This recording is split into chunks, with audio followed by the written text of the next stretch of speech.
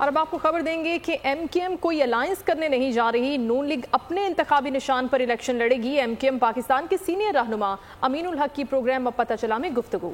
کہا کہ M Q M نے ہمیشہ اپنے نشان پر ہی الیکشن لڑا ہے اور کامیاب ہوئی ہے. سندھ میں ایم کیو ایم کا باقی جماعتوں کے ساتھ بھی اچھا ورکنگ ریلیشن ہے.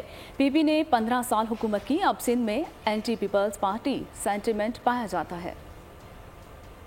سوال آپ نے پوچھے کہ کیا ہم کوئی الائنس کرنے جا رہے ہیں. میرا خیال ہے کہ الائنس کرنے نہیں جا رہے. اسی طریقے سے پی ایم ایل این اپنے انتخابی نشان پہ انتخاب لڑے گی. اور ایم کیو ایم کا تو اسامہ میرا خیال ہے کہ پچھلے 35 سال کا ڈائنامک آپ کے سامنے موجود ہے نا کہ ایم کیو ایم پاکستان نے ہمیشہ اپنے انتخابی نشان پتنگ پہ ہی الیکشن لڑا ہے اور ہمیشہ کامیابی بھی حاصل کرتی چلی آئی ہے.